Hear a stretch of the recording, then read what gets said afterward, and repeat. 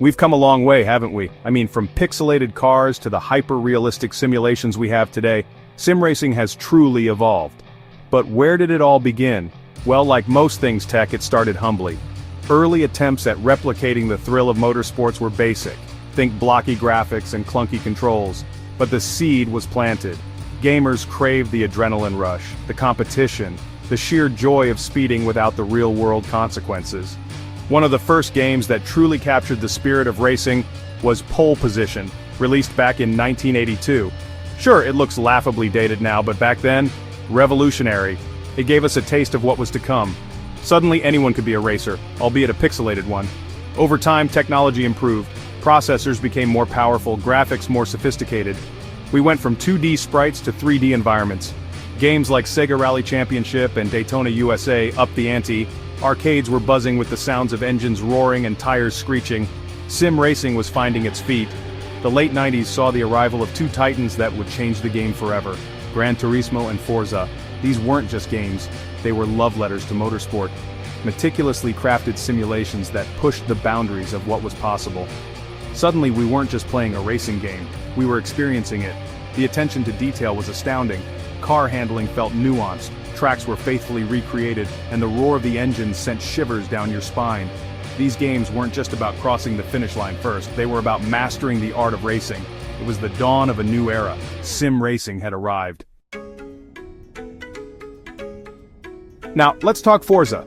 This franchise, developed by Turn 10 Studios, burst onto the scene in 2005 with Forza Motorsport. And let me tell you, it was a game changer. Forza Motorsport was all about precision, about pushing cars to their absolute limit on some of the most iconic tracks in the world. It was sim racing for the purists, the ones who dreamt of driving a McLaren F1 around Spa-Francorchamps in the pouring rain. But Forza didn't stop there. They realized that not everyone wanted a hardcore simulation experience. Some people just wanted to have fun, to let loose and tear through the countryside in a Ford Mustang. And that's where Forza Horizon comes in. Launched in 2012, Horizon took the core DNA of Forza Motorsport, the stunning graphics, the realistic handling, and injected it with a shot of pure, unadulterated arcade fun. Suddenly, we were racing through the open world, participating in street races, drifting through mountain passes, and generally causing a ruckus. Horizon felt different. It was more relaxed, more playful, but no less exhilarating. The two Forza series, Motorsport and Horizon, represent two sides of the same coin. One is a love letter to the precision and technicality of motorsport, the other a celebration of the joy of driving, and both are utterly brilliant. But let's not forget about Gran Turismo. Developed by Polyphony Digital and spearheaded by the legendary Kazunori Yamauchi, Gran Turismo, or GT as it's affectionately known, has been synonymous with sim racing since its debut in 1997. Gran Turismo wasn't just a game, it was a cultural phenomenon. It introduced a generation to the world of motorsport, to the allure of cars like the Nissan Skyline GT-R and the Honda NSX. Yamauchi-san's vision was clear: to create the most realistic driving simulator ever conceived, and you know what? He pretty much succeeded. Gran Turismo was groundbreaking. It meticulously recreated cars right down to the tiniest detail. Tracks were laser scanned to ensure absolute accuracy. The game even featured a driving school mode, teaching players the fundamentals of racing. This wasn't just about winning, it was about understanding the art and science of driving. Over the years, Gran Turismo has continued to evolve, each iteration pushing the boundaries of realism and immersion. But one thing has remained constant: its unwavering dedication to the spirit of motorsport. And that, my friends, is why Gran Turismo continues to be a force to be reckoned with in the world of sim racing. Now let's talk about how sim racing has transcended the digital realm and spilled over into the real world. The Gran Turismo World Series, or GTWS, is a testament to that. This is a global esports championship where the best sim racers from around the world compete for glory, recognition, and a chance to be crowned champion. We're not talking about casual gamers here. These are serious competitors, spending countless hours honing their skills, pushing themselves and their virtual machines to the absolute limit. The GTWS has become a breeding ground for real-world racing talent. Jan Mardenborough, the man who inspired the Gran Turismo movie, is a prime example. He went from winning GT Academy, a competition that gave sim racers a path to professional racing, to competing in prestigious events like the 24 Hours of Le Mans.